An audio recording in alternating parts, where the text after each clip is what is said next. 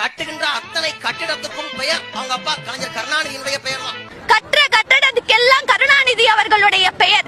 சென்னையில bus stand அவங்க அப்பா கலைஞர் கருணாநிதியுடைய பேரு. சரி, அது கூட இளவு 5 முறை பேசி பேசி நாட்டாண்டு முதலமைச்சர் இருந்து தொலைச்சிட்டாரு. பேரை வைக்கிறீங்க, பரவாயில்ல. சரி, 5 வருஷம் பேசி பேசி அரசு ஆண்டுட்டீங்க, பேர் வச்சுக்கோங்கலாம். சென்னைக்கு பக்கத்துல செஞ்சின்னு ஒரு இடம், அந்த செஞ்சியில ஒரு பஸ் ஸ்டாண்டு. அதுக்கு யார் பேருன்னு பார்த்தா முதலமைச்சர் கூடிய ஸ்டாலின், ஸ்டாலினுடைய பாட்டி கலைஞர் கருணாநிதியை பெற்றெடுத்த அஞ்சுகம் அம்மாளுடைய பேர். சென்னை பக்கத்துல இருக்க செஞ்சின்ற ஒரு கிராமத்திலையும் அங்க இருக்கிற பேருந்து நிலையத்திலையும் கலைஞர் கருணாநிதியினுடைய தாயார் அஞ்சுகம் அம்மாளுடைய பெயர். இப்ப நாங்க என்ன கேட்கிறோம்? அஞ்சுகம் அம்மாள் கலைஞர் கருணாநிதியை பெற்றெடுத்த சோதனையை தவிர செய்த சாதனை என்ன?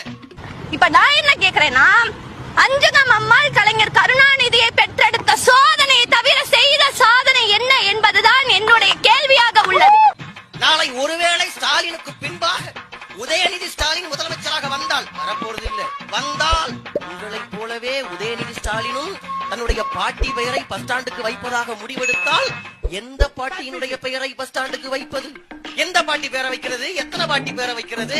இப்போ இதே மாதிரியே உதயநிதி ஸ்டாலின் அவர்களும் என் தந்தை போலயே நானும் பாட்டிக்கு பேர் வைக்கிறேன்னு சொன்னா எந்த